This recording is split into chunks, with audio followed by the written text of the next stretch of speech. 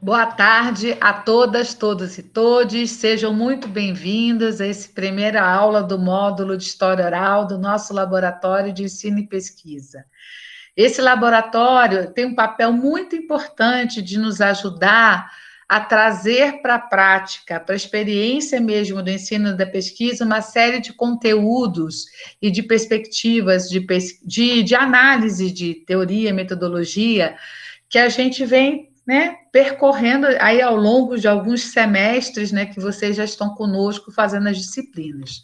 Nesse lab, nós vamos estar trabalhando, a professora Ana e o professor Jaime já apresentaram para vocês, né, esse primeiro módulo de História Oral, que depois vai passar pelo módulo do professor Jaime, né, de livro didático, e depois vai passar pela professora Ana, que vai estar organizando os seminários e também aulas e exposições sobre o uso das HQs, que eu achei excelente, né? Para que vocês tenham outras perspectivas de ensino, de pesquisa e de produção de materiais didáticos também. Fato que é fundamental na nossa disciplina, na nossa área. Então, como eu estava me apresentando antes e agora está gravando oficialmente, eu sou professora Patrícia Teixeira Santos, eu sou da área de História da África, do Departamento de História, e eu trabalho com a discussão História Oral, Tradição Oral. Por quê? Porque eu pesquiso sociedades africanas contemporâneas nas quais as tradições orais elas têm um papel importantíssimo e coexistem com outras tradições e formas de produção de conhecimento. Né? No caso, a sociedade, inclusive, que eu pesquiso, ela faz parte das chamadas civilizações orais. O que isso significa? São sociedades, são povos que organizam o seu conhecimento, organizam a sua forma de pensar o mundo, de expressar a sua literatura, de expressar a sua espiritualidade, de expressar o incognoscível pelo uso social da palavra oral. Palavra oral essa que é encarada como uma palavra sagrada, como uma palavra geradora. E que, por ser palavra geradora, ela depende de mecanismos de transmissão. Né? Ela depende de mecanismos de transmissão que dão o quê? Que atribuem o quê? Elas atribuem veracidade, ou são mecanismos de verificação de veracidade de relatos. Então, assim como a documentação escrita, as sociedades de tradição oral, elas produzem relatos, e esses relatos são marcados e podem ser sujeitos a uma série de subjetividades, tanto quanto os relatos escritos. Agora, a história oral hoje está presente em todas as sociedades humanas. Né? A gente pode trabalhar em sociedades de contextos urbanos, rurais, e em sociedades que têm a coexistência de diversas tradições, de diversas formas de construção do conhecimento. Né? Então, dizer que esse nosso módulo a gente vai ter nessas aulas, né, do nosso convívio, né, toda uma parte de explicação teórica e metodológica, né, de um debate com vocês sobre os estudos da oralidade, tanto que podem ser mensurados e trabalhados pela história oral ou pelo estudo das tradições orais e os momentos em que isso se encontra. E apresentar também um projeto que é da nossa disciplina e que vai se expressar em duas formas de avaliação, que é o projeto Mosaicos, que são trajetórias de vidas estudantis durante a pandemia. Eu não sei se a professora Ana e o professor Jaime, né, já comentaram, né, mas o início desse projeto se dá justamente a partir desse módulo de história oral. Então, eu vou explicar um pouquinho, gente, olha só, apesar dessa impessoalidade que a gente está aqui, qualquer dúvida é só levantar a mão, a gente conversa à vontade, né, porque é a vontade mesmo que eu tenho de poder ter um contato maior com cada um, cada uma, mas enquanto isso não é possível, a gente vai criando mecanismos pelo WhatsApp, pelos e-mails e por aqui, para que a gente possa se comunicar. Nós temos também a mestranda Maria Alice, nós temos também a monitoria, a Bianca, a Ana, o Felipe, a Alice, a Sara, que vão estar aqui com vocês também dando suporte, né? Então, qualquer dúvida, a gente pode levantar a mão, pode me interromper, que é um prazer para a gente conversar. Então, vamos lá. Esse projeto Mosaicos, Vidas Estudantis durante a Pandemia, surgiu de uma avaliação minha, da professora Ana e do professor Jaime, de que toda essa experiência difícil que a gente está atravessando nos convida a um grande exercício historiográfico, ou seja, nos convida a um grande exercício narrativo. E como nós somos historiadoras e historiadores, né, cabe a nós a começar esse exercício a partir da nossa própria trajetória, da nossa própria experiência como estudantes. Né? Então, o projeto Mosaicos, a ideia é justamente essa, né? É mostrar diversas possibilidades, diversos caminhos, diversos entraves, diversos desafios e superações e acomodações e negociações com a gente mesmo e com quem convive conosco e com a vida e com o mundo, a partir desse fato da pandemia que por praticamente 2 anos nos retira desse mundo presencial, do ponto de vista educacional, e nos coloca desse universo online, né?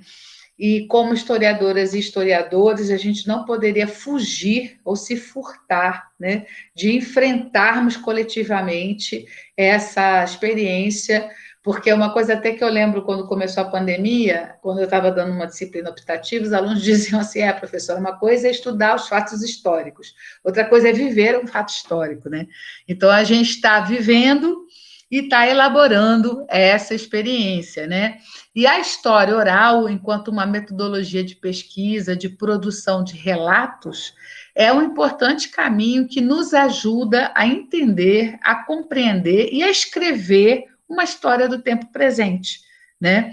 E por isso esse módulo ele é tão importante, é um módulo assim tão rico, né?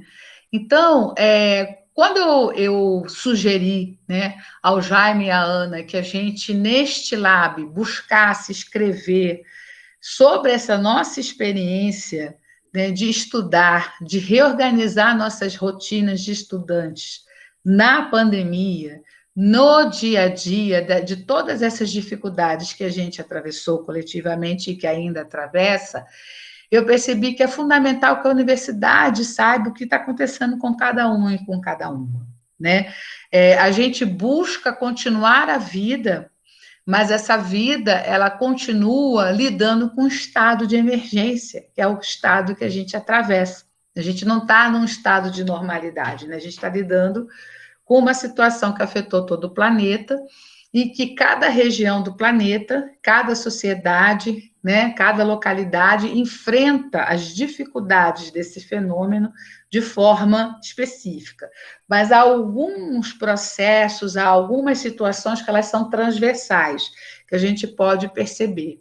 E acho que é uma contribuição que a gente deixa de legado para o futuro, para as novas gerações, né?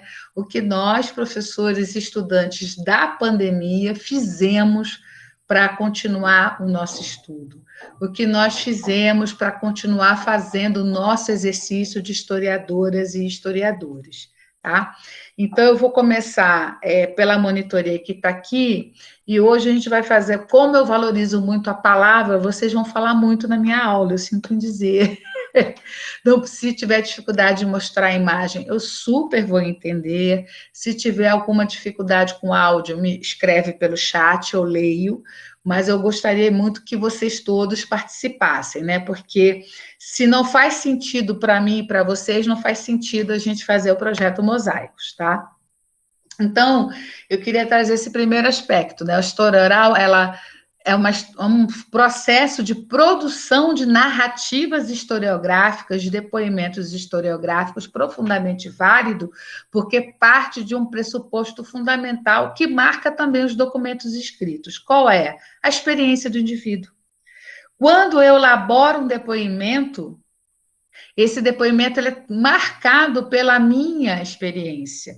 E quando sou colocada enquanto um depoente, uma pessoa que vai dar uma entrevista, numa situação de entrevista, a interação com o entrevistador me ajuda também a direcionar a produção do meu relato, assim como o documento escrito. Se eu sou uma pessoa que sou presa e tenho que produzir um depoimento para um julgamento, o meu depoimento, ele vai ter um significado, ele vai ter uma subjetividade, ele vai ser um tipo de relato. Quando eu saio da cadeia e falo daquela experiência que eu depus, esse meu novo relato, ele é uma outra experiência, ele é um outro momento que eu estou trazendo. Então, os relatos são muito ricos, porque eles são datados pela minha percepção e pela minha vivência da experiência. Então, eu acho que a primeira lição fundamental que eu queria que vocês registrassem hoje, né? Os relatos, eles são momentos de registro da nossa experiência. E o que é a experiência, a meu ver? A experiência é a categoria mais histórica que a gente tem. A experiência é o que a gente consegue fazer no espaço e no tempo. É o que as sociedades humanas conseguem realizar no espaço e no tempo. E experiência é uma categoria que atravessa as classes sociais e, por mais excluídos e desapropriados que nós sejamos, ou ricos, acumuladores que também possamos vir a ser, a experiência é uma categoria que atravessa, né, as diversas situações humanas. E daí eu vejo a imensa riqueza, né, dos estudos que a história oral pode favorecer. Aqui a gente vai trabalhar muito com trajetória, né? Com história de vida, mas uma história de vida focada para uma questão particular, que é como ser estudante durante a pandemia. Né? Eu vou dizer, e aí foi que eu conversei muito com o Jaime e com a Ana, e eles super me ajudaram a dinamizar. Vocês são as grandes heroínas e os grandes heróis do ensino de 2020 e 2021. Se não fosse a luta de vocês, se não fossem as estratégias de vocês, o ensino público não teria acontecido. A formação não teria acontecido. A gente não teria conseguido juntos atravessar esses momentos tão difíceis. Então, esse projeto Mosaicos é uma forma de mostrar a importância dos estudantes, da resistência social, cultural e política dos estudantes, das formas humanas de criatividade e de superação de dificuldades, né? Eu quero lembrar que todos os historiadores que são da linha e da perspectiva dos estudos da história oral, eles valorizam justamente as capacidades humanas de superação de adversidades e de relação com o cotidiano, com o inesperado, com aquilo que atravessa a sua história pessoal e que te obriga a novas formas de se reorganizar. Então, a gente tem a oportunidade de ter um laboratório na qual o conteúdo de história oral é obrigatório, justamente nesse contexto da pandemia. Né? Ano passado, eu trabalhei com a professora Samira, o módulo de história oral, e a gente havia se proposto a fazer um levantamento do que existe de iniciativas de laboratórios orais. Né? Alguns alunos, eu acho que participaram desse trabalho, foi um trabalho muito bonito, muito bem feito. A Bianca, acho que participou, né, Bianca, ano passado desse trabalho. Foi um trabalho emocionante, heróico, era o primeiro ano da pandemia, a gente não sabia o que fazer, só que agora, neste momento, a gente se sente com força e condição de mergulhar na nossa própria experiência, né?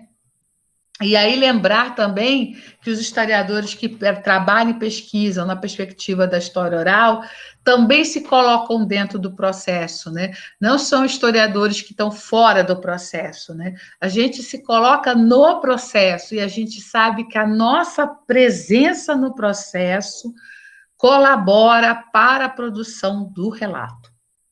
A gente não é neutro ao processo de produção do relato. Então, o que é o relato na história oral? É uma elaboração da memória. Isso tudo eu vou falar várias vezes. Não fiquem desesperados em anotar. Eu quero que hoje vocês mais sintam o que eu estou falando, percebam o que eu estou dizendo, do que necessariamente se preocupem em anotar essas informações, que serão importantes vocês terem anotadas para fazer este lab. Mas hoje é uma aula de sensibilização, de convidar vocês para essa reflexão, para esse trabalho coletivo, né? E o nosso curso vai ter 2 momentos de avaliação. O primeiro, que é comigo, que é justamente a elaboração do roteiro de entrevista e a transcrição das entrevistas. Vocês vão se entrevistar, né? Então, vocês vão se organizar em grupos de até 5 pessoas durante este meu módulo. Vocês vão se organizar em grupos de até 5 pessoas. Vocês vão conversar entre vocês, e aí vai ter o plantão da monitoria e das nossas colegas mestrandas do PAD, né? A professora Maria Alice e a professora Giovana, porque elas já são docentes, né? Minhas queridas colegas, que estão, né, no ensino fundamental fazendo um trabalho maravilhoso, e elas vão estar ajudando a vocês na elaboração desse questionário, na elaboração dessas perguntas, porque a elaboração das perguntas vai ser uma interação do que a gente vai discutir em aula, com o que vocês vão percebendo que precisa estar presente nas perguntas para se produzir relatos de vida estudantil. Né? Então, a gente não está fazendo uma história oral aberta nesta disciplina como avaliação, a gente está fazendo a chamada história oral focada. O tema é vida estudantil na pandemia. Poderia ser percepções de si próprio na pandemia, só que isso seria muito vasto e a gente não tem nem número de aulas e nem condição apropriada para se fazer o acompanhamento devido para um tipo de história oral em que eu vou falar da minha percepção, do meu self diante da pandemia. Mas, dentro dessa situação mais complexa, eu posso escolher um caminho interpretativo, um recorte que nos ajude a enfrentar essa situação tão difícil e dela trazer relatos e experiências que não só nos fortaleçam, enriqueçam a historiografia, os estudos desse nosso período histórico e sejam um legado documental para as novas gerações de historiadoras e historiadores que virão a partir da gente. Ok, pessoal? Alguma dúvida? Algum comentário? Alice, quer comentar alguma coisa inicialmente? Eu gostaria rapidamente de me apresentar novamente. Não sei se estava todo mundo aqui na primeira aula, né? Meu nome é Maria Alice, eu estou no mestrado, eu sou orientanda da professora Ana, e para situar, né, talvez quem tenha chegado hoje pela primeira vez, eu e a Giovana somos do programa do PED, né? Que é esse programa de participação de mestrandos na docência, né?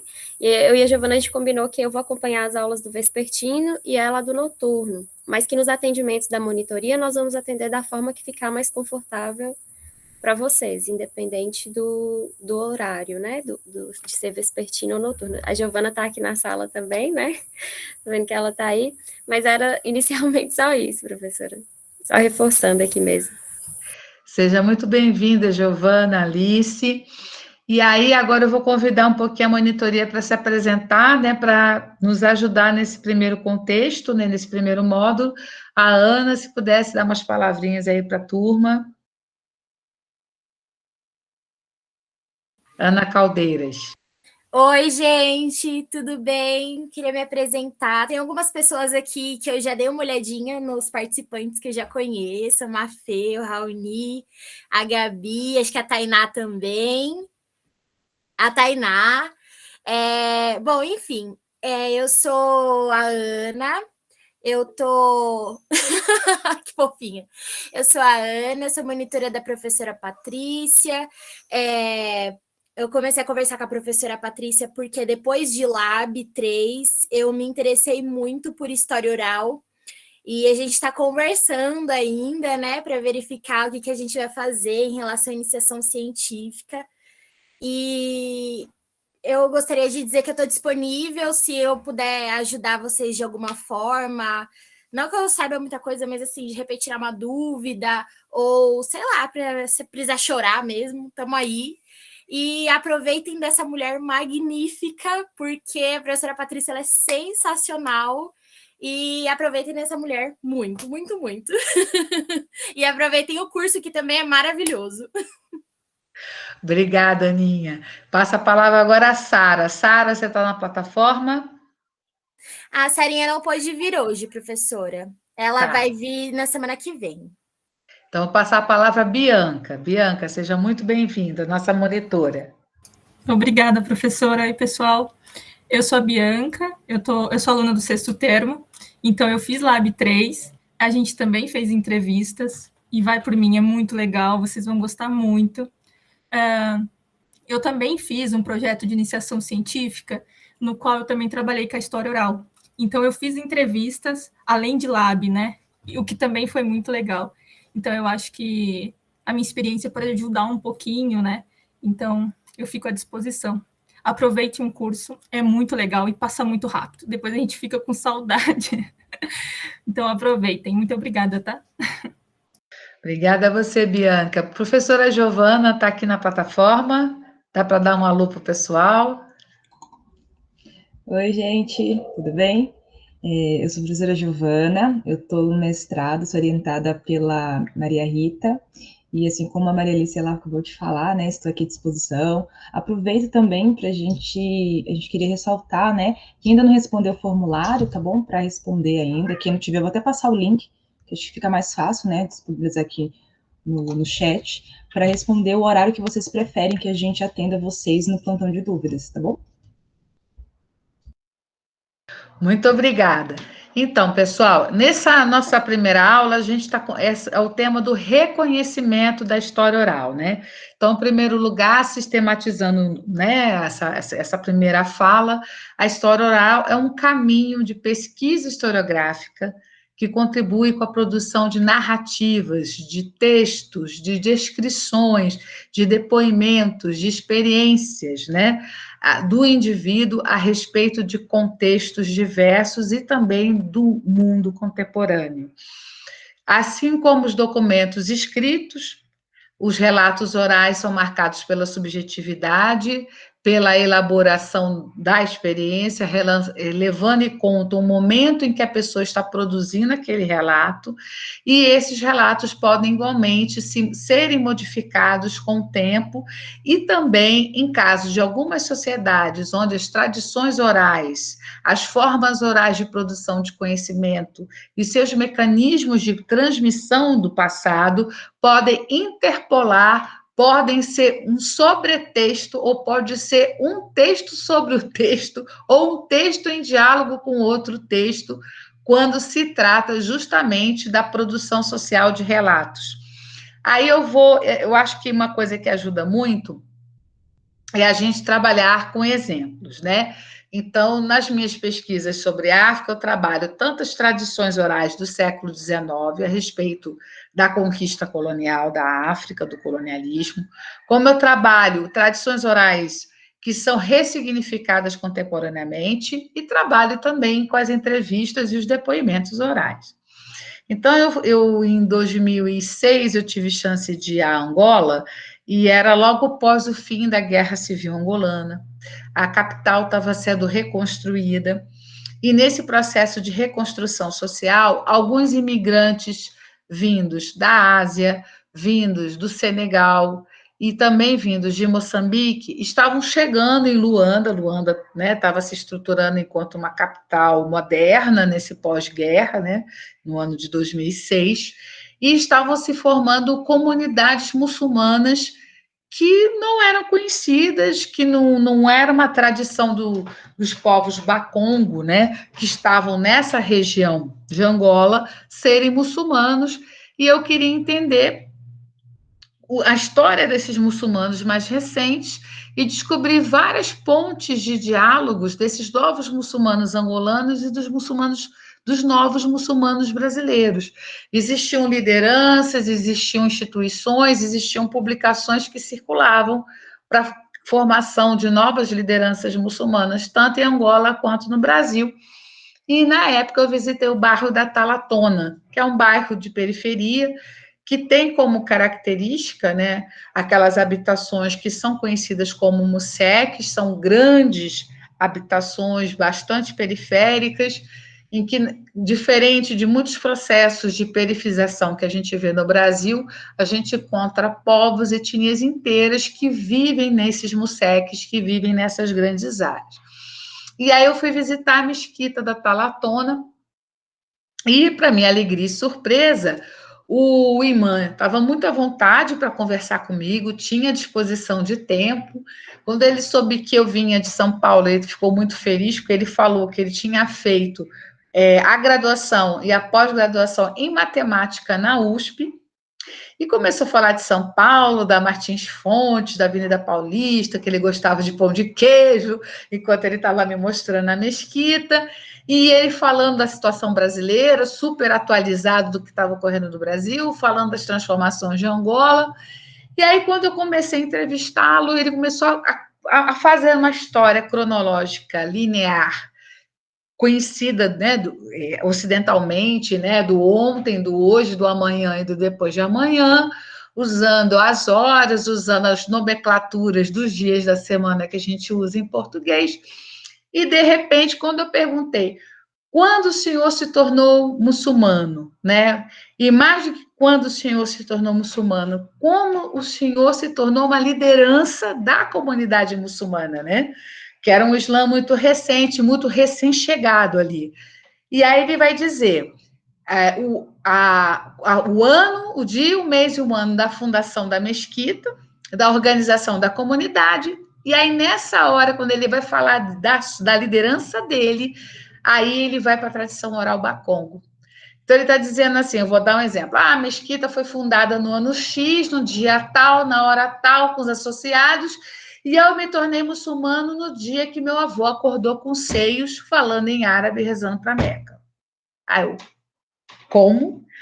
Então ele vinha com um discurso, né, linear, ocidental, cronológico, e no meio do discurso ele traz: eu me tornei muçulmano no dia que meu avô acordou com seios de mulher, falando em árabe e rezando para Meca, e tinha muita luz no quarto do meu avô. Aí eu comecei, por uma questão de estratégia, a perguntar: mas antes de falar do seu avô, me fala como foi na USP, quando você fez a graduação e a pós-graduação. E aí ele vai fazer um discurso, vai falar das disciplinas, vai trabalhar com esse tempo linear que a gente trabalha, vai falar dos sistemas, de sistemas classificatórios que são comuns a nós, mas aí quando ele vai falar da liderança dele, então... Aí eu me tornei muçulmano no dia que meu avô acordou inexplicavelmente com seios, falando em árabe e rezando virado para Meca. Aí eu tentei fazer a pergunta por vários outros caminhos, mas isto era a base da liderança dele. E aí ele me dava informação. E no quarto do meu avô havia muita luz. Aí eu falei, gente, como é que eu lido com essa informação, né? Como é que eu trabalho? Eu via nitidamente que tinha elementos das tradições orais, das estratégias de consagração e de reconhecimento de liderança entre os Bakongo, mas eu não conseguia como fazer análise desse depoimento, o que esse relato estava me contando. E aí ele percebeu que eu fiquei angustiada e me levou para fazer um passeio de carro. Quando a gente está na Avenida, na Nacional, fazendo o passeio, eu vejo uma imensa igreja tocoísta. A igreja tocoísta é uma igreja que traz os cultos de ancestrais africanos muito fortes. Eles fazem uma leitura do cristianismo com os cultos de ancestrais africanos. Então, eles têm uma estrutura de igreja cristã, mas o que ocorre dentro dessas igrejas são os cultos de ancestrais. Há essa estrutura, mas o que ocorre ali dentro é o culto de ancestral. E aí lá ele estava dizendo, a senhora está vendo a igreja tocoísta? Eu falei, estou, então eu participava dessa igreja. Aí ele já me deu uma informação poderosíssima. Porque na igreja tocoísta, as falas de tradição oral Bakongo são muito fortes. Então, ele me traz um relato que vem da experiência tocoísta para justificar a liderança muçulmana dele. E aí ele diz assim, e eu só sabe por que eu gosto da igreja tocoísta? Eu falei, não, porque na igreja tocoísta a luz de Deus tem uma força muito grande. Aí eu me emocionei. Porque no Islã, em vários processos, né, de história dos muçulmanos na África, existe também uma história com a luz, que é chamada doutrina da luz muhammadiniana, que você pode não saber falar árabe, não ser alfabetizado, ser aquela pessoa mais comum e simples. Se a luz de Deus te tocar, você se torna uma liderança. Então, o que ele estava me dizendo? Né? E ele diz assim, no Islã também tem isso. Se a luz de Deus te tocar, a luz de Deus pode te transformar, pode fazer homem virar mulher e fazer mulher virar homem, pode fazer você falar línguas estrangeiras, porque é o Espírito que passa. Olha a riqueza que esse homem me disse. Ele construiu uma mesquita e justificou a legalidade do poder daquela mesquita, não dentro dos elementos muçulmanos, mas da comunidade tocoísta, uma vez que 90% da comunidade entendia essa linguagem, porque na sexta eles iam na mesquita e no domingo eles iam na igreja tocoísta. Então, quer dizer, olha a riqueza que essa pessoa me mobilizou do trânsito religioso, das estratégias de construção de liderança numa comunidade muçulmana muito recente, né? E como que há uma coexistência de estratégias e de experiências religiosas tocoístas e islâmicas na fundação e na estruturação daquela comunidade. A partir de que ponto? De um ponto convergente, que é a abertura que tem tanto no Islã quanto no tocoísmo, tanto para os muçulmanos da linha Sufi, quanto para os tocoístas. E esse Islã Sufi vem de onde? Do Senegal, das confrarias muçulmanas do Senegal. Tanto desse Islã Sufi quanto do tocoísmo, se a luz de Deus te tocar, quando essa luz te toca, ocorrem fenômenos físicos e intelectuais. Então, o que ele estava me dizendo? Quando a luz de Deus tocou o avô dele, o transformando, todos que descendiam do avô, e ele era o neto mais velho, receberam a liderança desse avô. Ele não precisava ser novamente tocado. Aí é um encontro, não é um sincretismo, é um encontro, é uma equivalência de tradições orais religiosas que conferem a uma pessoa do mundo contemporâneo uma liderança no mundo contemporâneo que era reconhecida por todos.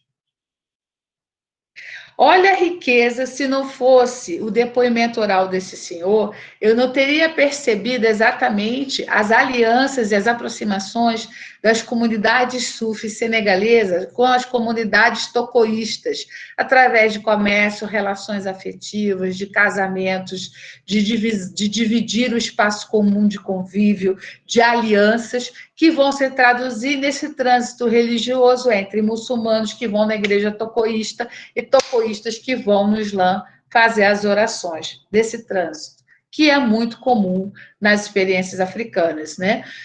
Eu tenho a minha religião, o outro também tem, mas somos parentes, somos próximos, então eu posso transitar em espaços comuns de experiência religiosa partilhada.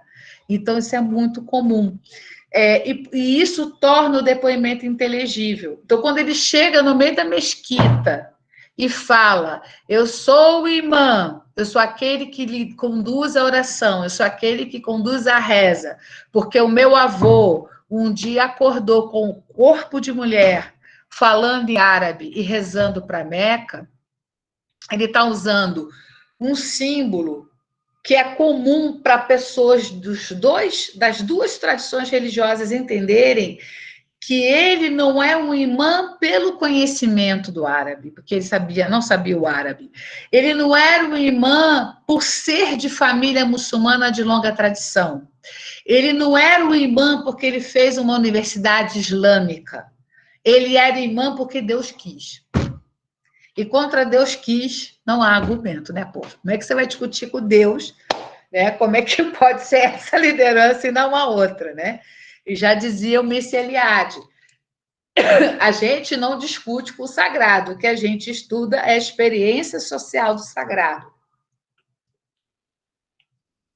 Ou seja, o que as pessoas fazem das suas vidas a partir do ato de crer. Isso é fundamental, né? O que eu faço, como eu organizo a minha vida a partir do ato de crer. Então, a história oral é um campo muito rico e interessante. Desculpa, pessoal.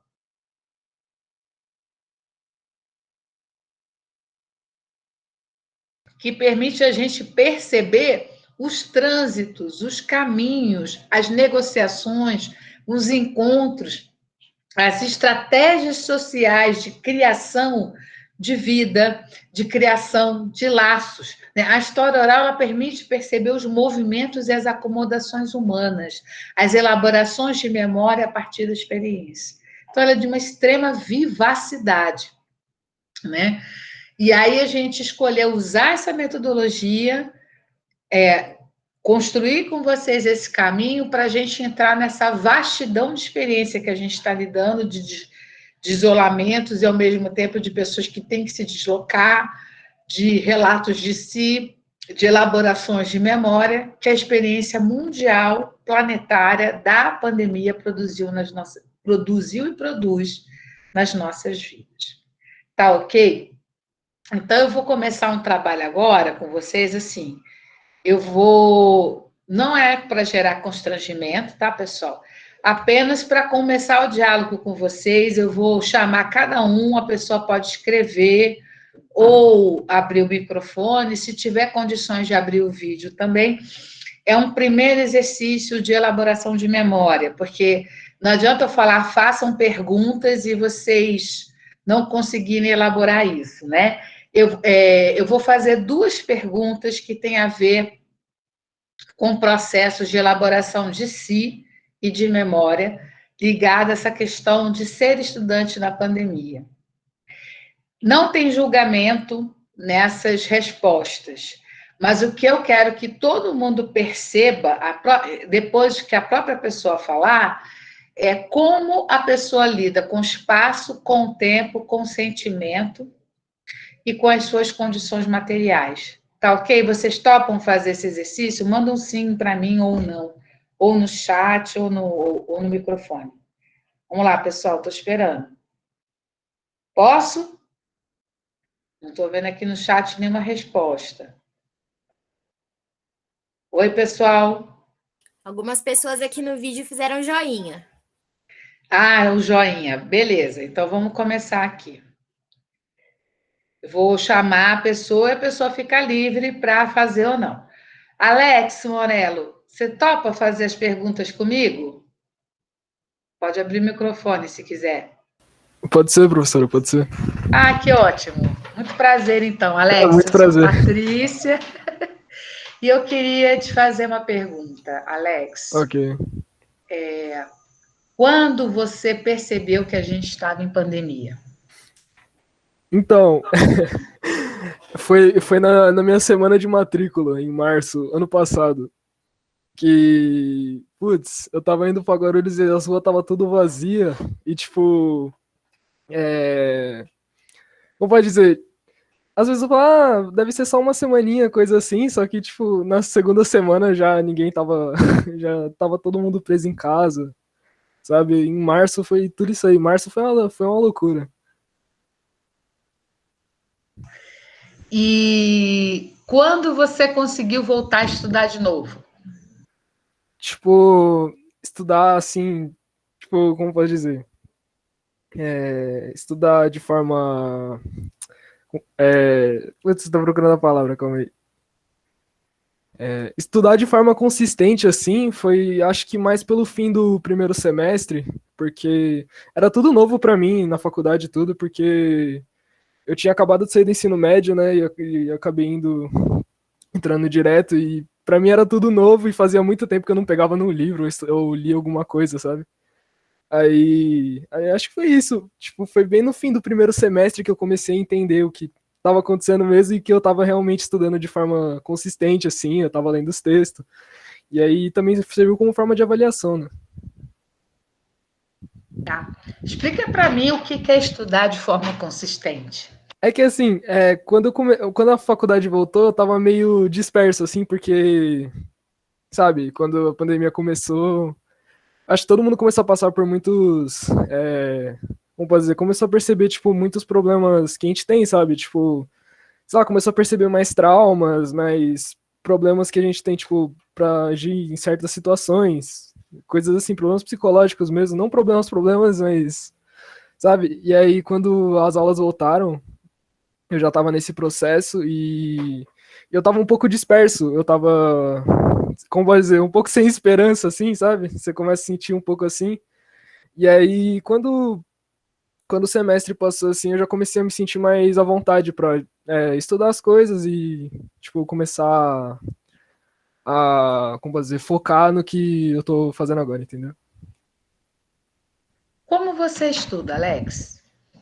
Então, normalmente eu leio os textos, mas eu acabo, dependendo do texto, se for um texto muito, como posso dizer, muito, não um texto complexo, mas um texto que ele é muito, ele abrange muita coisa, sabe? Eu acabo anotando mais coisas, mas, tipo, textos mais simples eu acabo não anotando nada. Mas durante a aula eu acabo fazendo os relatórios, assim, durante a aula eu acabo anotando o que a professora tá dizendo, fazendo alguns mapas mentais, é assim que eu faço. Você acha que mudou sua forma de estudar de antes da pandemia para agora? Não muito, quando eu via na escola, por exemplo, eu não era muito um costume de eu fazer isso. Tipo, de fazer mapa mental, essas coisas, mas quando eu estudava, tipo, online, quando eu tava estudando pro Enem, quando eu tava, tipo, vendo videoaula no YouTube, era assim, eu não fazia tantas anotações, eu não lia muita coisa, mas as aulas eu fazia mapas mentais, essas coisas assim. Ensina pra gente o que é um mapa mental. Ah, o mapa mental, uma professora me ensinou isso, ensino médio, tipo, é quando você tem um assunto e você acaba, é me- tem muita jeito de fazer, mas, tipo, normalmente eu acabo anotando algumas palavras-chave e às vezes, tipo, especificando o que é pra eu poder lembrar depois, entendeu? Tipo, eu pego um tema, eu deixo ele, como posso dizer, grifado e acabo juntando muitas palavras-chave e aí quando eu vou estudar novamente eu acabo lembrando de tudo, né? Aí assim. E você consegue lembrar de tudo porque você associa algum recurso digital? Ao que você associa para você poder lembrar de tudo? Bom, normalmente eu lembro bastante das aulas, tipo, eu acabo gravando bastante elas, aí sempre que, sei lá, uma professora fala uma palavra, eu acabo, tipo, lembrando do que ela disse na aula, entendeu? Não é bem um recurso digital, e também tem os textos, né, que ajudam bastante, e sempre que tem uma matéria, por exemplo, sempre que tem um tema novo, sempre vai ter uma palavra-chave que é muito recorrente, e aí a gente acaba lembrando, né?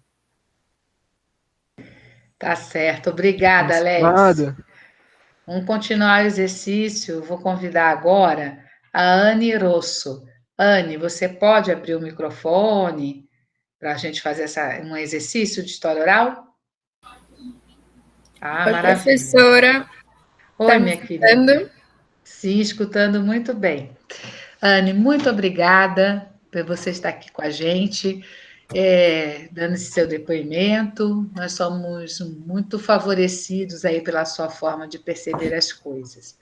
Anne, quando você percebeu que estava na pandemia? Bom, acho que para mim foi um processo mais intenso, porque junto com a pandemia eu me mudei de cidade. Eu morava no Rio, fazia faculdade lá, eu acabei a universidade e voltei para São Paulo. E eu acho que eu demorei bastante para entender o que era o processo dessa mudança de voltar para casa e o que era o processo da pandemia em si. Então, não sei datar um momento assim que caiu a ficha. Eu acho que as coisas se atropelaram. Entendi. E quando ficou mais claro para você o que era mudança e o que era pandemia? Ou quando, ou que situação mostrou para você que uma coisa era uma coisa, outra coisa é outra coisa? Bom, eu acho que quando eu fui buscar ajuda psicológica para entender todos esses processos. Então, acho que naquele momento eu vi que eu não estava conseguindo lidar com tudo que estava acontecendo, tanto externamente quanto internamente. Acho que foi nesse momento. E como ficou o seu estudo? Como é que você começou a estudar nessa confusão toda? Bom, eu comecei a graduação, eu brinco com os meus amigos que foi uma alucinação pandêmica, porque eu já sou formada, e aí fui para uma segunda graduação no meio da pandemia, é uma decisão um pouco intensa. Mas eu comecei muito, muito focada, assim, até me cobrando bastante, e isso flutuou bastante ao longo do tempo. Hoje eu estou, acho que, no momento mais de equilíbrio, mas passei também pela fase de... Eu também mudei de trabalho no meio de tudo isso e aí não tive tempo nenhum para estudar. Então, foram fui só acompanhando as aulas e eu sei que isso não é o suficiente. Pelo menos para mim, eu gosto de acompanhar os textos, de acompanhar outras discussões também. Então, não sei se eu respondi a pergunta. Não tem certo ou errado, tem a sua experiência. Qual foi o recurso que você mais usou de comunicação e de estudo nesse período? O WhatsApp. Eu acho que foi o recurso mais usado, mas também os grupos. Eu era uma pessoa que não gostava de trabalhos em grupo, sempre tive algum problema ou alguma objeção. Mas foi o que me salvou, assim, na pandemia. Foi muito bom, conheço pessoas muito queridas nos trabalhos e também nesse espaço para a gente compartilhar vivências, né? Como eu já passei pela experiência da graduação, então eu sei como que é o ao vivo, mas a maioria dos colegas estão entrando agora nessa vida de universidade, então eu acho que é muito, muito diferente esse começo. Está sendo muito legal compartilhar nos grupos essas percepções. Obrigada, querida. A gente vai continuar esses exercícios nas outras aulas. Caio, se você puder participar com o microfone, eu te agradeço muito. Posso te fazer uma pergunta, Caio? Oi, tá me escutando? Sim, totalmente. Está um som ótimo. Oi, Caio, pode fazer sim. quando você descobriu que você estava numa pandemia, como é que foi isso? Quando teve aquele decreto que ia ficar 14 dias em casa, daí eu tive que, tipo, voltar pra minha cidade, porque eu tava morando em Guarulhos. E também depois de um tempo, meio que eu não voltei pra Guarulhos e minhas coisas ficou tudo lá. Eu pensei, se minhas coisas tá lá e eu não consigo voltar, é porque alguma coisa séria tá acontecendo, né? Nesse período em que você estava de um lado e suas coisas do outro, como é que você fez? Como é que você se ajudou, se administrou? Ah, nossa, foi bem complicado, porque, tipo, era metade das minhas coisas tava lá, então, tipo, eu fiquei metade do ano mais ou menos sem roupa na minha cidade, com um monte de coisa lá na casa onde eu tava morando, e também pra voltar pra lá pra pegar era caro, daí ficava tipo, não, mas calma que depois vai passar. Aí não passava, aí calma, depois passava, né, e ficou nessa. Então foi um período bem complicado. E eu ficava com medo também, porque, tipo, tinha por exemplo, meu notebook lá na outra cidade, daí eu ficava tipo, meu Deus, meu notebook. Será que ele vai estar vivo quando eu voltar? E como é que foi estudar nesse período? Ah, foi bem complicado, viu? Ainda mais porque você não tem uma atmosfera para você conseguir estudar quando você está em casa, né? Porque, por exemplo, eu estudo no mesmo computador que eu ficava jogando o dia inteiro quando não tinha aula. Então, tipo, é muito disperso as coisas que acontecem, sabe? Tem que ter um autocontrole bem complicado. E demorou bastante para eu conseguir isso. Geralmente eu demorava bastante para ler os textos, é questão de anotar, tipo, eu demorei bastante para pegar esse costume até. E eu acho que é isso. A questão de estudo, eu acho que é isso. E nesse período, qual foi o recurso que você mais utilizou para estudar e para estar com as pessoas? Eu acho que foi o WhatsApp também. Eu acho que foi o WhatsApp. sem conversar com ninguém da faculdade, eu acho que ficou meio inviável a situação, sabe? Sem compartilhar experiência, ver que tipo, tá todo mundo numa situação muito complicada, saber que você não tá sozinho, tipo, isso que foi de grande ajuda, né? Eu acho que não tem como fazer uma graduação assim se você não tiver contato com as pessoas, mesmo que seja por mensagem, sabe? Se você pudesse dizer qual foi a maior dificuldade que você sentiu antes e durante a pandemia, o que que te fez mais falta na sua vida de estudante, o que que você diria? Eu acho que é o contato com o professor, mais pessoalmente, sabe? Porque eu sempre fui um aluno de depois da aula ir conversar com o professor, sabe? Meio que eu perdi isso depois e tipo daí eu fico meio, sabe, disperso em relação à experiência de um historiador já formado, esse tipo de coisa. Então eu acho que essa foi a coisa que mais me impactou na pandemia. Então, Caio, para você ter contato com um professor experiente, precisa ser presencial? Então, eu poderia marcar um encontro, né? Mas eu acabei não fazendo isso também. Acabei não partindo, não, né? Não, não sendo ativo em relação a isso, sabe? Eu me deixei levar pela zona de conforto, né? Tem essa também. Até porque no presencial era tudo melhor e era tudo mais fácil também, se conversar com o professor, né, em relação a isso. Então, eu tenho uma parte bem complicada de culpa também, além da pandemia. Obrigado, Caio. Eu vou De nada. continuando agora e vou fazer perguntas diferentes, uma pergunta para cada pessoa que se dispor a responder, tá bom, pessoal? Cássila das Neves, tudo bem com você, minha querida? Eu posso te fazer uma pergunta? Você me permite? Oi, professora. Sim, com certeza. Qual foi o recurso que você mais passou a utilizar nesse contexto de pandemia?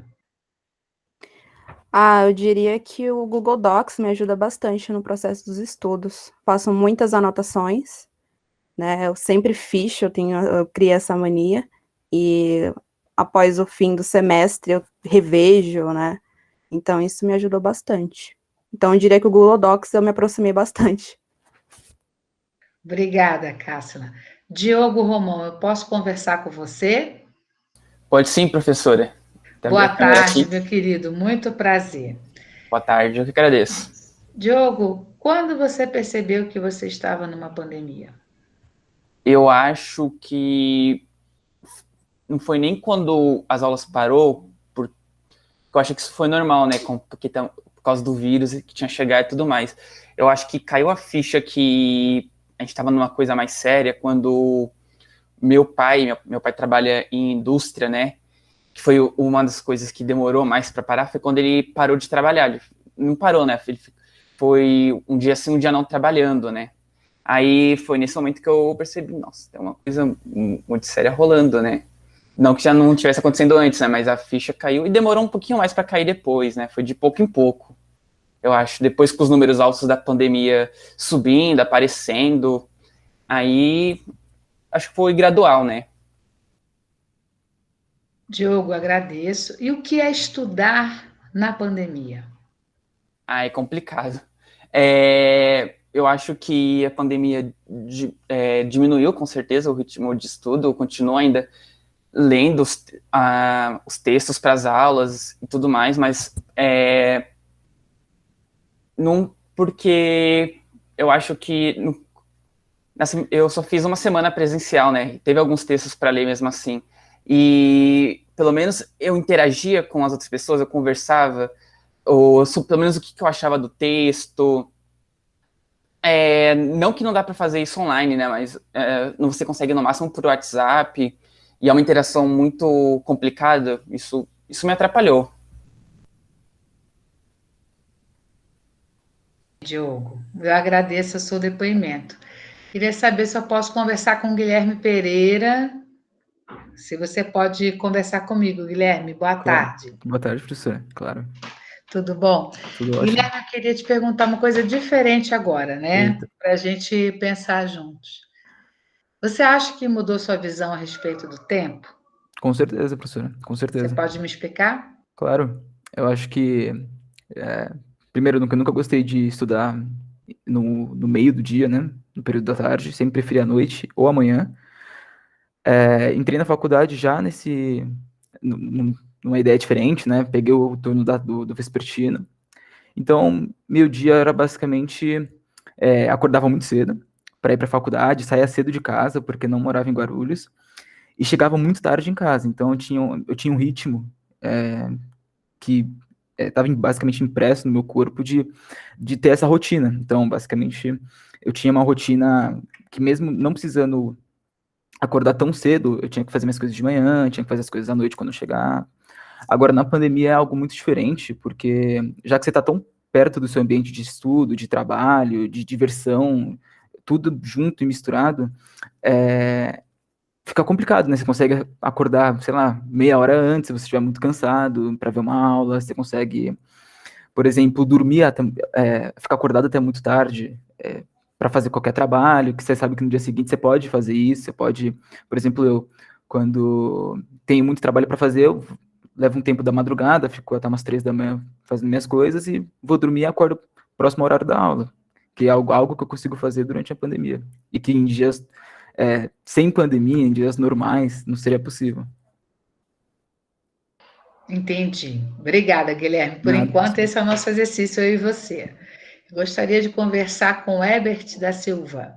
Herbert, você tem condições de conversar comigo rapidinho? Aham, Boa sim, sem problema. tarde. Boa tarde. Herbert, o que passou a ser seu cotidiano durante esse período?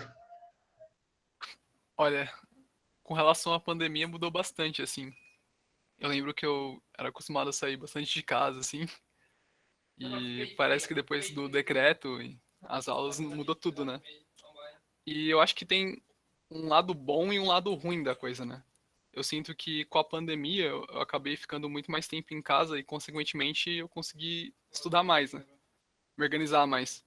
Mas, ao mesmo tempo, eu sinto muita falta desse contato social, da aula, do aluno, do professor, da conversa que você tem com outras pessoas e afins. Acho que é mais isso mesmo. Obrigado, Herbert. Por enquanto, essa é a nossa conversa. Gostaria de saber se eu posso conversar com Joel de Moraes. Boa tarde, Joel. Você pode conversar comigo? Joel? Vou esperar o Joel dar um sinal. Pode? Oi, Joel, tudo bem, querido? Boa Tudo tarde. bom? Boa tarde. Joel, eu queria te fazer uma pergunta desse nosso momento que a gente está estudando. Como é conviver com as pessoas por uma plataforma digital? Professora, é estranho, né? É diferente do pessoal, né? Mesmo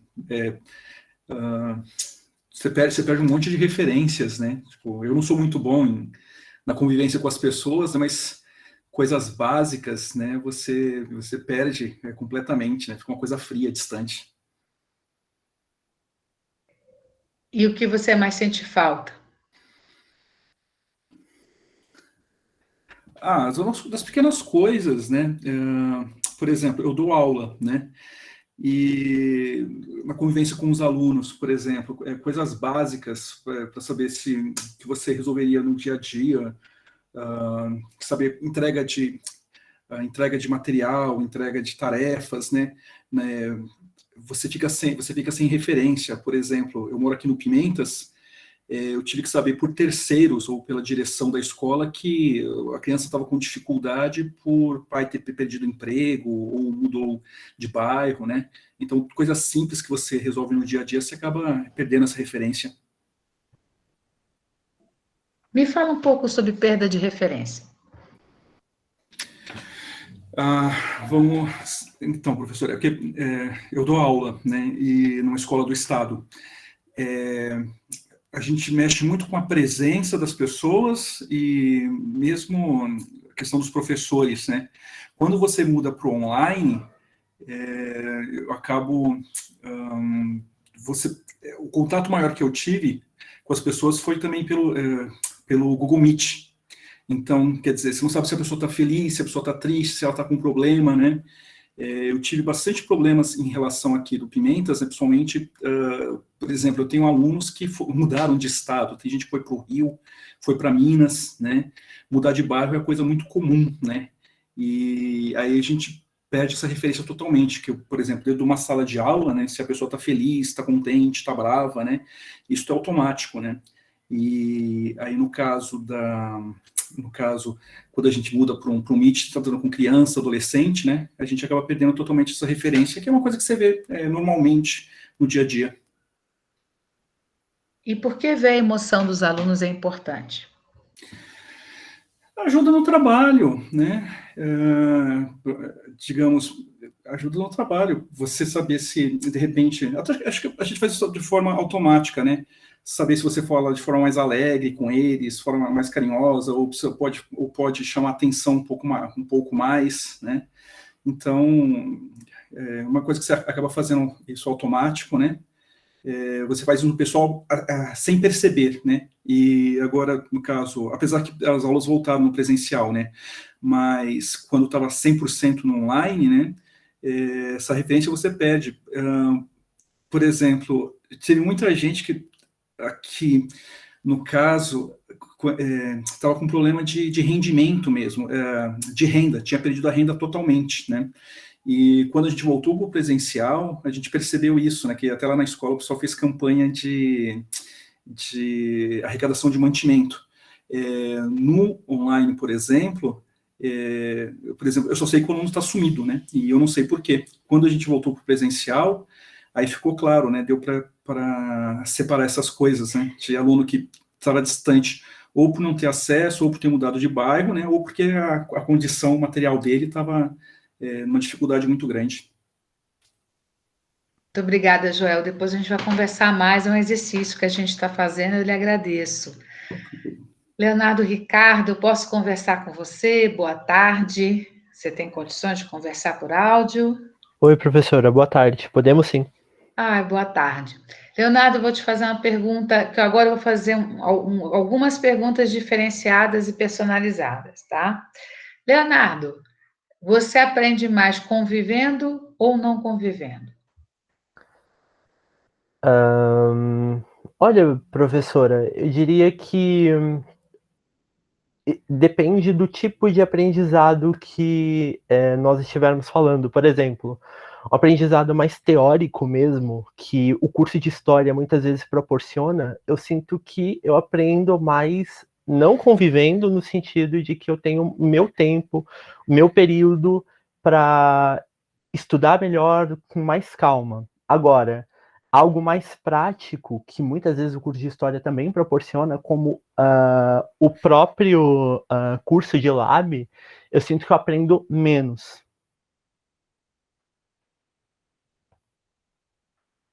Obrigada, Leonardo. E a gente continua isso nas outras aulas. Leonardo dos Santos, posso conversar contigo? Boa tarde. Tá. Luísa Roberta, posso conversar contigo? Oi, professora, boa tarde. Dá para me ouvir? Sim, querida, dá para ouvir sim. Depois eu converso com o Leonardo de novo. Luísa, vou te fazer uma pergunta. Conviver com os amigos ajuda a aprender? Ajuda, com certeza. Assim, pelo menos falando da realidade de uma pessoa neurodivergente, né? Acho que a solidão é uma das piores coisas nessa época de estudos pandêmicos, porque você está sempre sozinho, sem alguém para te motivar, alguém para te ajudar. Muitas vezes é meio pesado percorrer esse caminho, principalmente para pessoas com problemas psicológicos, ansiedade, depressão. E acho que estar em contato com seus amigos, com eles sempre te animando, sempre falando vamos, pegando na sua mão, falando que vai na porta da sua casa se você não aparecer na aula. Eu acho que são essas coisas que fazem diferença muitas vezes. Luísa, e qual foi a estratégia que você construiu de conviver? Assim, professora, para ser sincera, no início da pandemia, acho que a gente convivia mais, a gente tentava sempre manter contato com os amigos por chamadas, fazer prova junto, fazer trabalho junto. Assim, no tempo de lazer também, fazer muitas chamadas, mas acho que agora tá todo mundo cansado e acho que foi todo mundo, cada um pro seu canto, e tá mais ou menos assim, dessa forma, mas assim, ainda mantenho contato por WhatsApp, principalmente com os meus amigos. Obrigada, Luísa. Leonardo dos Santos. Boa tarde, querido. Eu posso te fazer uma pergunta? Pode sim, eu fui responder, apertei o botão errado. Sem problema. Como é dialogar usando uma plataforma em que você tem que ligar o microfone para falar e muitas vezes a gente esquece, tem que levantar a mãozinha, às vezes não levanta, e às vezes o vídeo falha. Como é que é participar de uma aula assim? É um pouco complicado, porque nos tempos de antes eu ainda fiquei 2 semanas na universidade, consegui nessas 2 primeiras semanas eu vi um pouco como que era essa experiência da aula presencial. Então, o professor falando, e às vezes a gente podia interromper durante a aula, e parecia que era mais aberto para interação, sabe? Porque às vezes é diferente você, por exemplo, interromper o professor numa aula presencial, e às vezes e interromper ele numa aula, por exemplo, online, porque parece que é diferente, sabe? Não sei explicar exatamente por quê, mas parece que o ambiente online, essa questão de ter que ligar o microfone ou a câmera, às vezes parece que contém mais a gente, sabe? A gente fica mais receoso ou mais tímido do que seria numa aula presencial. Obrigada, Leonardo. A gente volta a conversar. Eu vou chamar agora a Marina da Silva. Olá, Marina, boa tarde. Eu posso conversar contigo? Oi, professora, pode sim.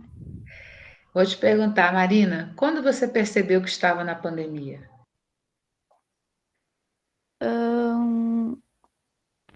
Eu acho que foi logo depois que decretaram que tinha que ficar em casa, né? Meus pais são médicos e eles levaram muito a sério desde o começo, assim. Então foi um baque, assim, tipo, de ter que desinfetar a casa com cloro o dia inteiro. Então eu acho que esse foi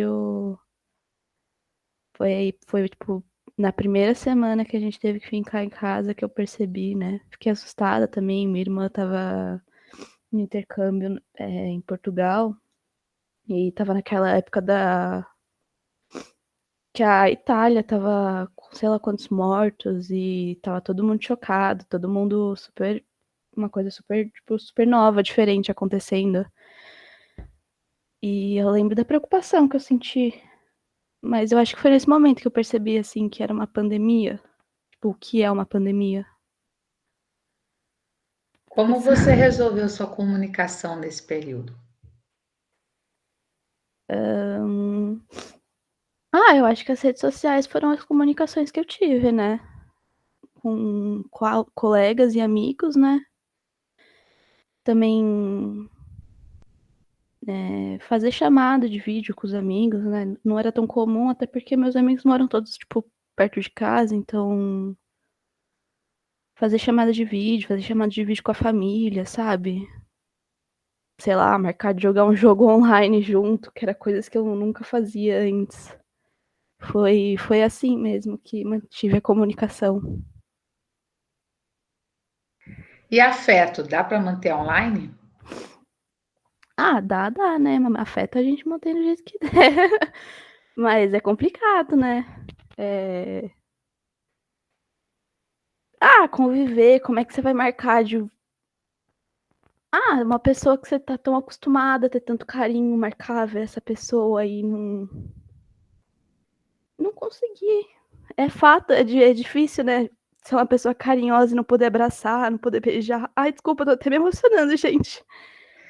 Faz parte. A História Oral também trabalha com a nossa emoção, Nicole, Marina, e está sendo muito bonito isso, porque todo mundo sabe o que você está falando, né, pessoal? Todo mundo sabe e conhece bem. E como você construiu o seu caminho de troca de afeto, de comunicação, esse ano? Pô, esse ano foi um ano muito difícil. Eu acho que já teve um ano, tipo, de isolamento, que eu não saí de jeito nenhum, né? Sim. Então, eu acho que por mais que a gente tentou manter o contato, afastou um pouco. Então, esse ano foi um ano muito solitário, né? Sim. E Mas, como é estudar e qual é o sentido do estudo agora, nesse momento que a gente vive, né, Marina? estudar é estranho, né? Parece que você tá sempre vendo uma aula no YouTube. Você sempre tem a opção de participar e tudo mais, mas é diferente. E estudar parece que ganha um significado totalmente diferente, né? Eu acho que você ter que fazer tudo isso sem ter contato com ninguém, assim, é muito autodidata. E por que é importante a gente falar do que a gente viveu esses 2 anos? Pô, é que não foi pouca coisa que a gente viveu, né? Muita coisa e tem que falar dessas coisas, né? Ficar guardando dentro de si não dá muito certo depois de um tempo. Precisa se tornar história, né? Precisa se tornar relato, né? Precisa se tornar experiência, não é? Exato, tem que dividir. Ficar com uma pessoa só é muita coisa que aconteceu no mundo pra lidar sozinho. Sim, sim. Marina, eu agradeço pela sua sinceridade, pela sua generosidade, pela sua coragem encantadora. Você é uma pessoa especial, Marina. Muito obrigada. Obrigada. O projeto Mosaicos vai lidar com isso tudo, né? E somos protagonistas, somos aqueles e aquelas que vão escrever essa história como um legado, como um patrimônio, como uma memória a ser partilhada. Obrigada, querida Marina, tá? A gente vai conversar mais coletivamente depois, tá bom? Oi, Mar, tá me ouvindo? Tá certo, querida. Aqui. Vamos aqui. Nicole Botelho. Posso conversar com você? Boa tarde. Boa tarde, podemos sim. Nicole, como foi conviver com os amigos e combinar trabalho de faculdade pelo WhatsApp? Foi bem complicado para mim, porque eu, enfim, passei numa das últimas chamadas da Unifesp, então não estive na primeira semana de aula ou nas semanas que o pessoal foi. Então não conhecia ninguém quando eu passei, né? E aí aos poucos eu fui interagindo com um pequeno grupo de pessoas, mas para mim foi muito complicado porque eu tenho uma dificuldade absurda em manter relações pelas redes, sabe? Mesmo antes eu usava o WhatsApp, redes sociais para coisas muito práticas, né? Eu preferia e prefiro até hoje a convivência pessoalmente mesmo. Então, para mim até hoje é um desafio, sabe? Manter essas relações de forma virtual. Eu te pergunto, é possível então ressignificar as redes sociais? Eu acho que eu venho aprendendo que sim, viu? Porque está sendo necessário, né? Então, essa situação impôs pra gente isso, então aos poucos eu vou olhando de outra forma as redes sociais. Obrigada, Nicole. A gente ainda vai continuar fazendo essas partilhas coletivas, né? E isso vai ficando mais dinâmico, vai ficando mais rico. É só para vocês entrarem um pouco no espírito.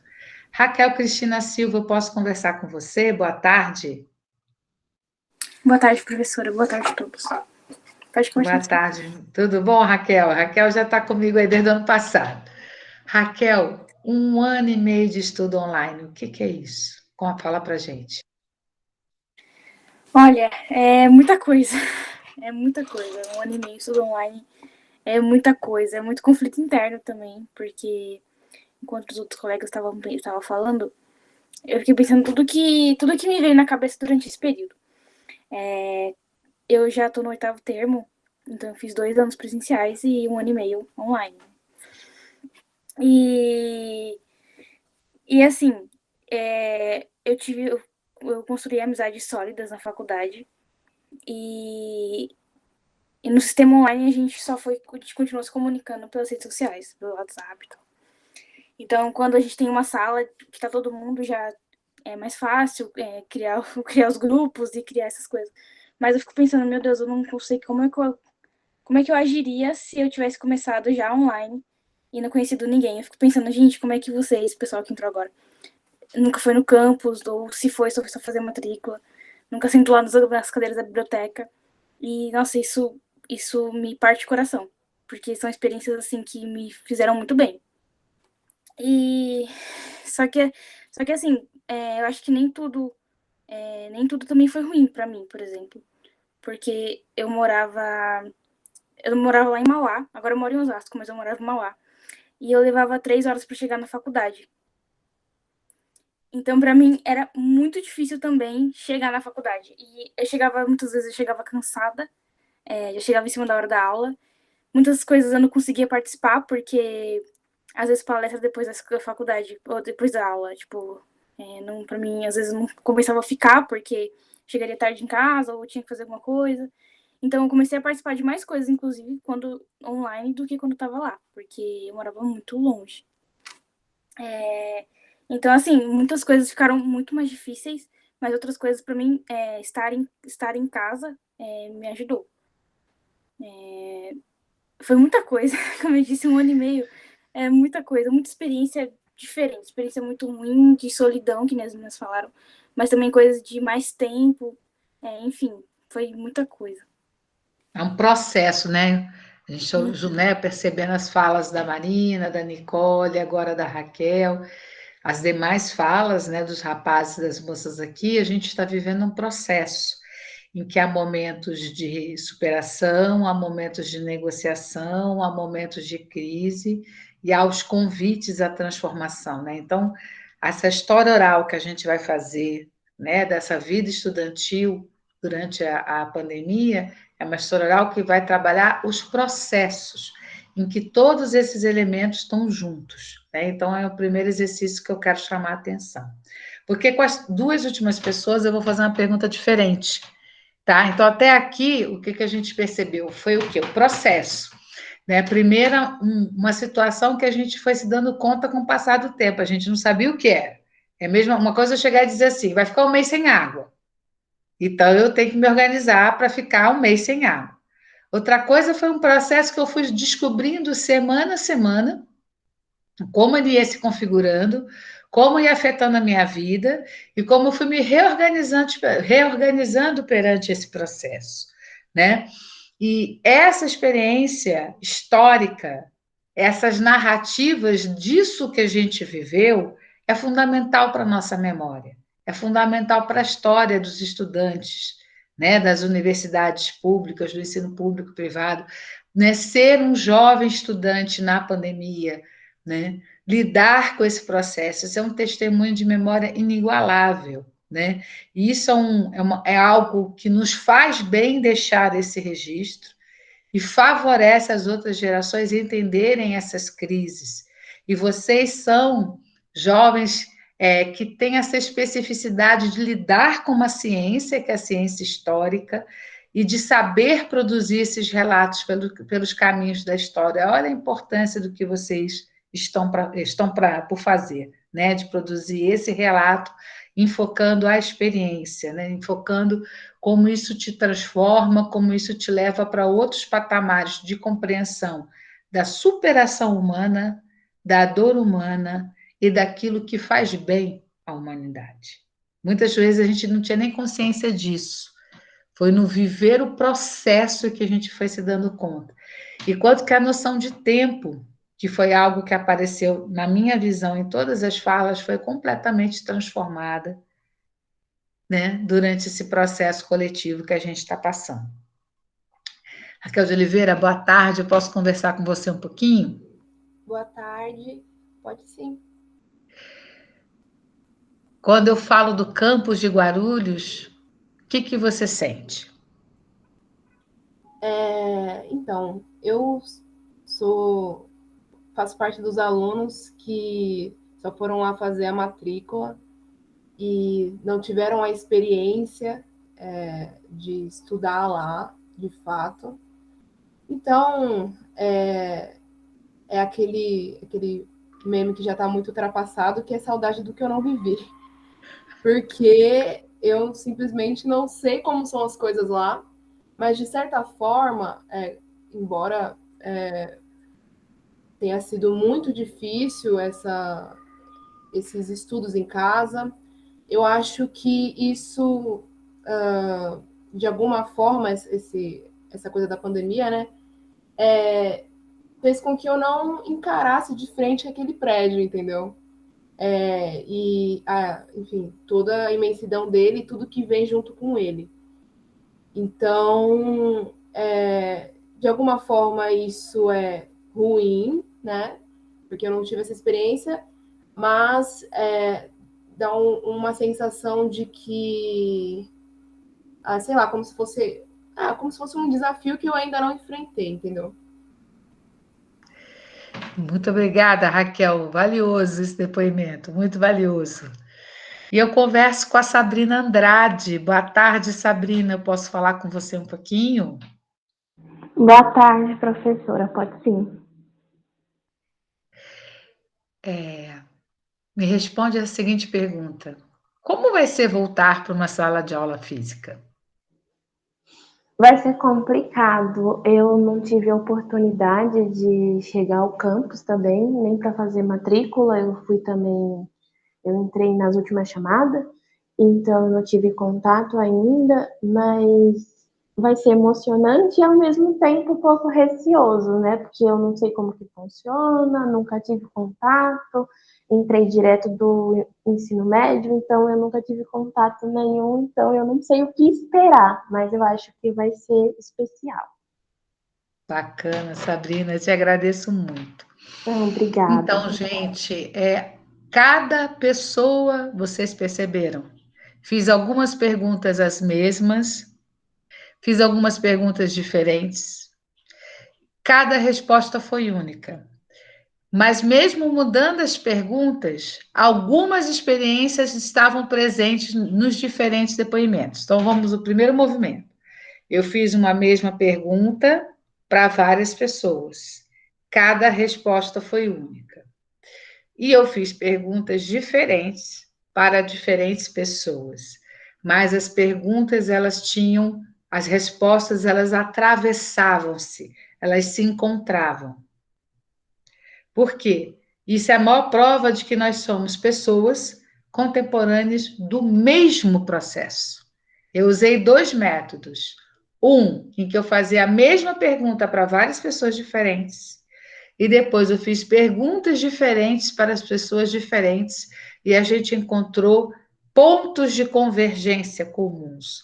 Esses pontos de convergências comuns, eles se referem ao quê? Tanto ao que é singular quanto ao que é o geral, eles estão trazendo para a gente o quê? A nossa experiência do processo histórico. Tá bom, pessoal? Então, anotem isso, né?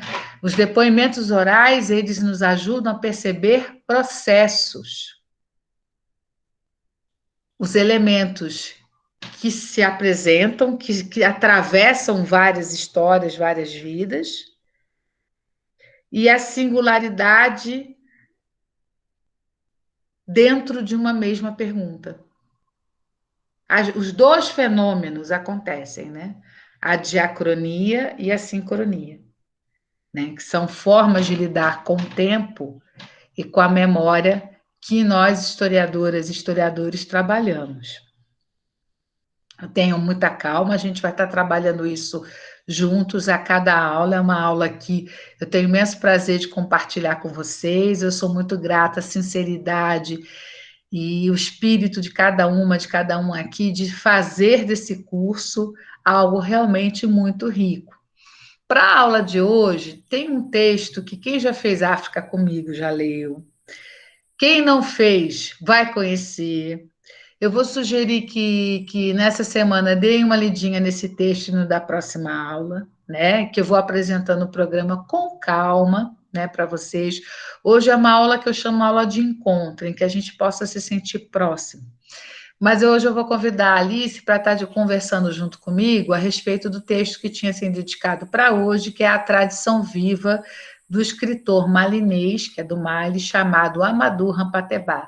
Amadou Hampâté-Bâ, ele é um homem que nasceu na atual República do Mali, na África Ocidental, ou chamada África do Oeste, Ele já é falecido, ele, na sua juventude, viveu todo o processo da colonização francesa do Mali. Ele era filho de uma sociedade, né, a sociedade Fula, né, muçulmana, altamente imersa nas tradições de conhecimentos orais, nas tradições comerciais, cujos contratos eram orais, e no universo de uma espiritualidade muçulmana e das religiões ancestrais, onde a oralidade e a cadeia de transmissão das informações é extremamente importante, e a oralidade, muitas vezes, era mais importante como mecanismo de verificação de verdade até que os textos escritos, porque naquela sociedade a cadeia de transmissão era um elemento extremamente importante de verificação da veracidade das informações. Então, eu vou convidar aqui a Maria Alice um pouquinho para ela falar das impressões do texto, vocês vão ter também oportunidade para ler. Qualquer dúvida, na semana que vem a gente fala um pouquinho dele antes de entrar, mas eu achei importante a gente fazer um pouco esse exercício para a gente entender uma parte do que é esse módulo, né? E de como essas perguntas e essa forma de interação vão sendo enriquecidas pela leitura da bibliografia e pelo exercício que a gente vai estar fazendo aqui coletivamente. Maria Alice, a palavra é sua. Obrigada, professora. Vocês me ouvem, gente? Eu queria agradecer, obrigada, eu queria agradecer a oportunidade. Quando eu estava lendo o texto, né, me preparando para essa aula, eu fiquei pensando assim, de que forma que eu poderia contribuir, né? E eu tenho 8 anos de experiência na educação. Eu me graduei em 2013 e desde que eu me graduei eu entrei para a sala de aula. E aí eu acreditei assim que ao ler o texto, o que eu poderia trazer aqui de contribuição para vocês hoje seria a minha experiência em sala de aula a partir das percepções que eu tive do texto. Né? E aí, professora Patrícia, você fica à vontade para me interromper. Isso, vai falando, tá ótimo. Qualquer coisa eu falo, fica tranquila. O que você tinha pensado que eu fizesse, mas eu acho que é uma forma boa de contribuir.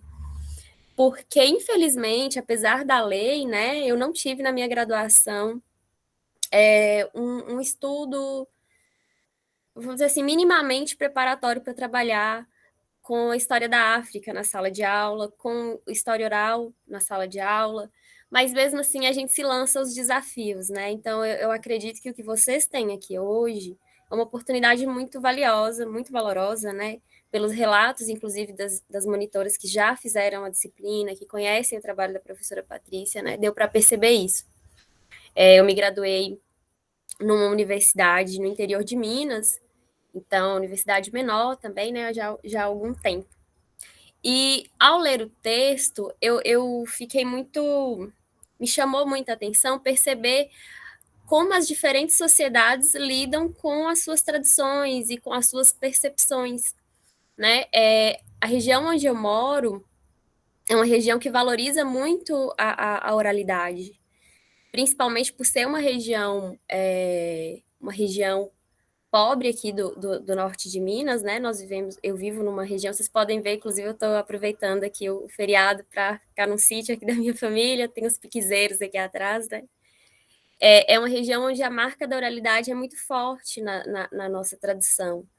E eu aproveitei disso muitas vezes para fazer trabalhos com os meus estudantes, para fazer trabalhos em sala de aula, né? E ao ler esse texto, é uma experiência que para vocês não dialoga tanto, né, por ser um contexto muito mais urbano do que o meu, mas aqui para a minha região foi interessante perceber assim, essa marca da ancestralidade, né, as gerações, porque aqui na minha região a gente usa muito isso, né, alguém filho de alguém, que é filho de alguém, que é filho de alguém, isso aqui para a nossa região é muito importante, para a minha região é muito importante. E ao ler o texto, eu fiquei pensando o quanto que as tradições que eu tenho, né, que aqui na minha região nós temos, estão ligadas a muitas vezes às tradições africanas, de oralidade africana, e nós não temos essa relação. Né? Isso é tentado de todas as formas ser apagado, né? Mas não é. Essas coisas mantêm resquícios, né? E eu achei muito interessante ao analisar o texto, pensando aqui na minha experiência, né? Como esse texto me atravessou. De maneira inicial era isso, professora Patrícia. E aí lembrar o esforço do Amadou Rampatebá, eu convido muito, esse texto é um texto lindíssimo da gente pensar a escrita da história, né? Porque o Amadou Rampatebá, ele é filho de tradicionalistas, daqueles historiadores que contavam a história de como as famílias se formaram na população dele, né, no povoado que ele vivia no Mali, e quando ele se propõe fazer a universidade e ser historiador, em vez de ele fazer uma história europeia ou uma história dentro das datações ocidentais, da forma ocidental de se trabalhar a história, ele vai fazer um exercício de como a sociedade dele construía o conhecimento pela oralidade. E aí ele vai dizer umas coisas fundamentais que eu queria que ficassem na cabeça de vocês da aula de hoje, né? O trabalho de história oral é um trabalho que exige paciência. Ele exige paciência porque ele passa necessariamente pela elaboração de memória. Quando eu elaboro uma memória, eu não estou só contando o que houve, eu estou me trazendo junto com a história, né? Todos vocês, na hora de me responderem, trouxeram um pouco de vocês próprios ou trouxeram vocês inteiros para a resposta. Trouxeram as incertezas que vocês estão vivendo, trouxeram o como vocês conseguiram lidar com a situação, trouxeram também as formas de se negociar com o que ocorria, trouxeram também a percepção das mudanças de relação com o espaço e com o tempo, né? E as civilizações orais, elas têm essa característica, mas num nível muito mais profundo, porque elas organizam os seus saberes, a sua economia, os seus sistemas de trocas, os casamentos, a espiritualidade, a visão de universo, a partir desses conhecimentos codificados. Eles não são uma fase pré-escrita, eles coexistem com a escrita, porque boa parte dessas sociedades são muçulmanas.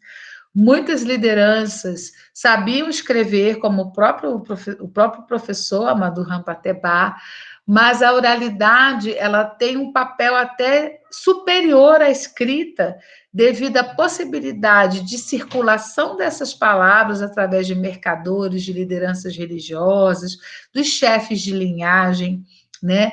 E a versatilidade que você pode dar aos depoimentos, né, na medida em que você os domina oralmente também, né? Então, isso é muito importante.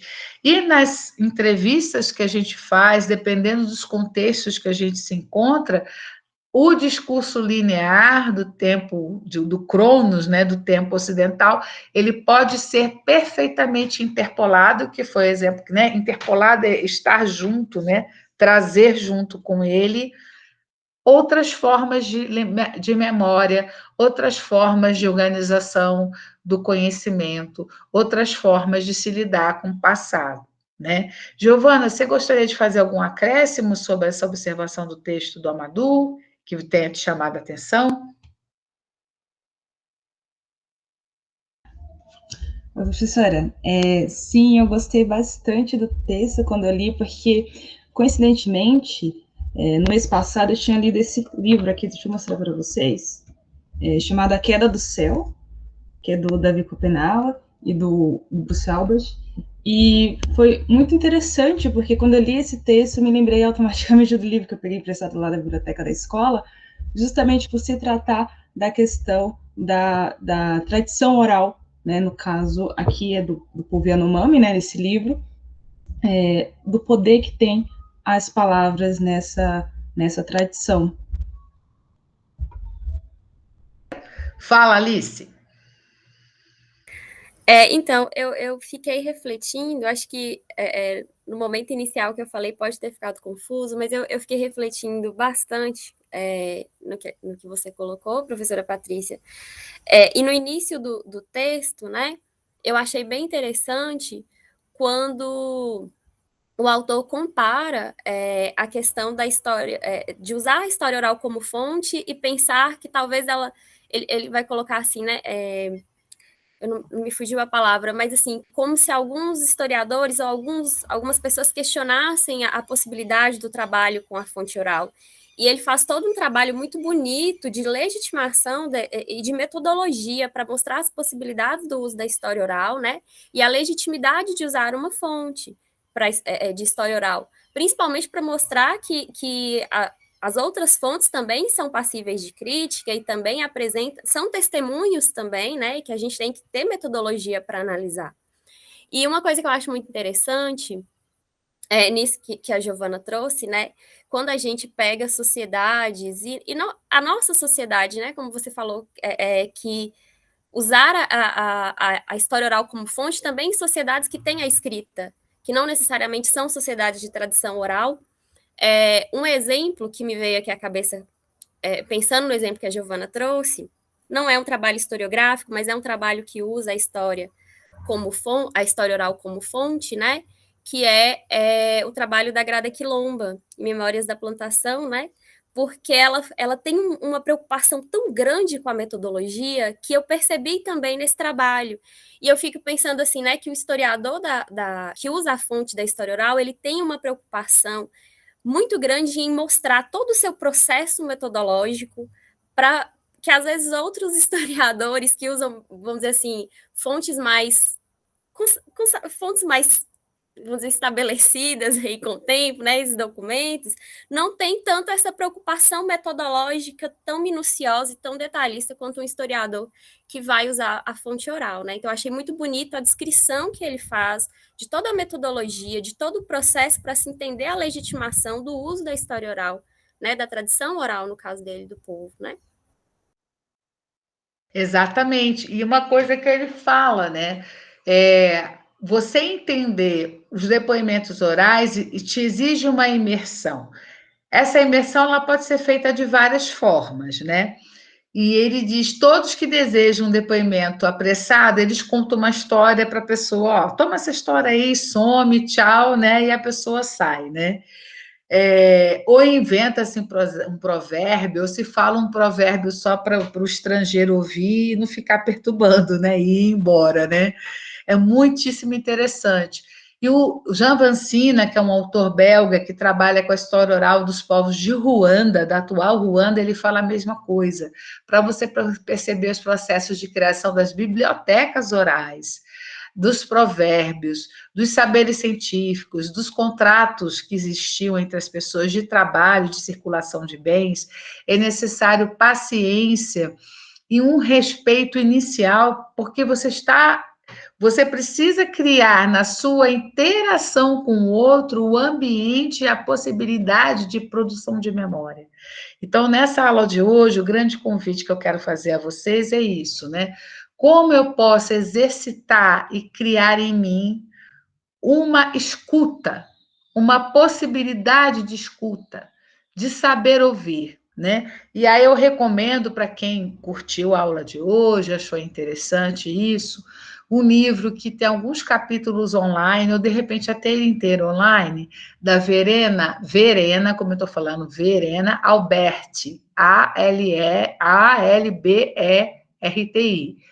Verena Alberti, chamado Saber Ouvir, né? O saber ouvir é a condição fundamental em que o entrevistador, o historiador, a historiadora, criam a sintonia, a possibilidade, o campo para que o depoimento, para que aquela pessoa que vai te dar o depoimento, que vai te dar uma entrevista, possa fazer o seu exercício, né? Isso é fundamental. E cada encontro é único. Já aconteceu comigo no início da minha carreira, eu entrevistar uma moça, o gravador não gravou. No dia seguinte, menos de 24 horas, eu fui conversar com ela, a entrevista foi outra. Não tinha nada a ver com a entrevista do dia anterior, porque a gente não está lidando com contar algo sem emoção, sem a vida, sem a participação intelectual afetiva do depoente. né? É também uma operação cognitiva, uma cognição neurológica, uma experiência emocional cosmogônica produzir um relato. Então, não tem essa. Por exemplo, eu entrevisto a Alice hoje, perdi a gravação. Se eu for entrevistar a Alice amanhã, é outra entrevista. Nunca vai ser a mesma entrevista, né? Porque essas experiências são únicas. Então, eu fiz esse exercício com vocês hoje para que vocês percebessem 4 noções fundamentais. Primeiro, a subjetividade ela é um valor, porque cada pessoa percebe o processo a partir do seu lugar de fala, do seu lugar de experiência, da sua forma de observação. E segundo lugar, mesmas perguntas são respondidas de formas diferentes, por quê? Porque a gente está lidando com o conceito de experiência. E perguntas diferentes são respondidas de formas diferentes e tangenciam-se, ou seja, se encontram por quê? Porque as pessoas são contemporâneas, geracionalmente, de um mesmo processo, né? Isso tudo aparece na dinâmica da entrevista. Então, para que a gente possa entender a importância das tradições orais em sociedades em que o conhecimento, a organização política e social é baseada no poder da palavra oral, eu peço, por favor, que vocês façam a leitura desse texto e a monitoria vai encaminhar para vocês os links para vocês se organizarem em grupos, tá? Então, para fazer a inscrição no Google Forms. Isso já é importante para que na próxima aula a gente já comece a fazer exercícios em pequenos grupos, né? Eu vou lançar questões que a gente vai responder comigo, não tem tempo de fazer. A gente vai fazer juntos para que a gente tenha uma aula mais dinâmica e vá fazendo a discussão de texto junto com essas aulas. Tá ok, pessoal? Eu só queria ver se está tudo bem, se vocês podem responder com joinha ou não, sim ou não, se está tudo certo. Beleza, Joel. Outra coisa, a gente passa a lista de presença um pouco para a gente sentir como está a participação nas aulas, né? Mas vocês sabem que aqueles que não podem acompanhar de forma síncrona, assistem de forma assíncrona, tá? E uma coisa que eu queria fechar agora, que a aula voa muito rápido, gente, é muito, muito legal, já está quase no fim. Eu ia falar um monte de coisa, mas eu acho que para primeiro contato foi fundamental. A gente tem uma ideia de que viver bem é não sofrer, não é? Ou eu estou falando besteira? Uma pessoa tem uma boa vida, né? Então ele não sofre, a vida é boa. Só que existe o sofrimento que vem da adversidade, do problema que a pessoa passa e que a gente deve acolher e dar todo carinho para essa pessoa, mas existe o sofrimento que vem do desconforto com o desconhecido e com o desafiador. E o que é belíssimo na nossa espécie é que a gente lida com isso e transforma essa realidade a partir de valores, de sentimentos que são lindos no ser humano, né?